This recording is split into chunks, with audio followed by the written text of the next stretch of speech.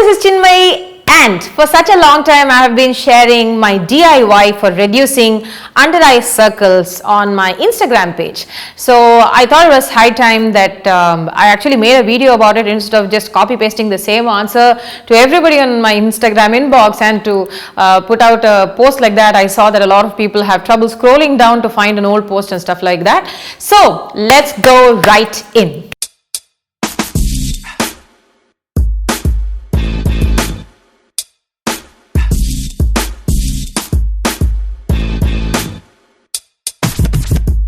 One of the first things that you must do is, as much as I have read the causes for under eye circles, it could be one, dehydration. Another thing, if you have a tendency to actually, when you sleep, cover your face with a blanket, it usually cuts off, fresh oxygen supply, and that can actually lead to dark circles as well.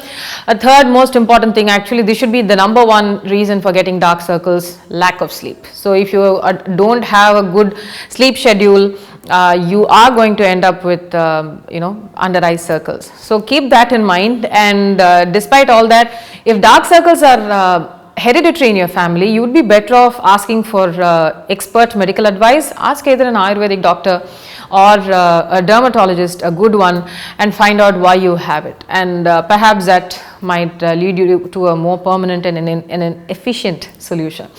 What I do for under eye circles is, number one, find a good organic, ideally cold pressed brand of castor oil. That is the number one ingredient. The second ingredient is vitamin E oil. If you are living in India, the only source of us getting any vitamin E oil is from capsules. So you can actually buy vitamin E capsules from any pharmacy.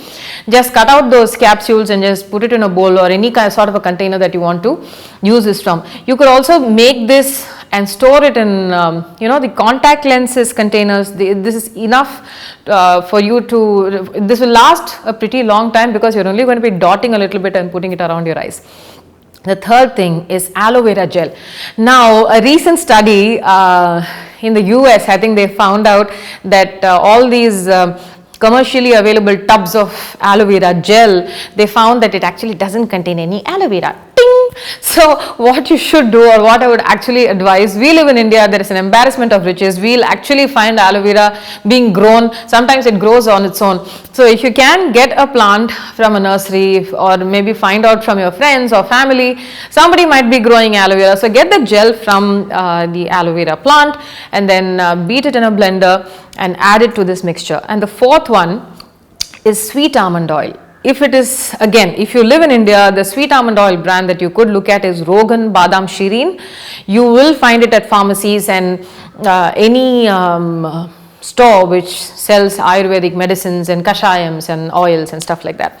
So these are the four things. So number one is castor oil, second is aloe vera from a plant, third vitamin E oil, either from a capsule or if you're able to find it in any organic store these days, great. And the fourth one is sweet almond oil. So mix equal amounts of this, maybe a tablespoon each, and this should last you a pretty long time on its own. Mix it all in equal quantities and use it, just dab it around your eyes every night and go off to sleep. If you are not interested in doing this entire thing, castor oil itself is great for your eyes.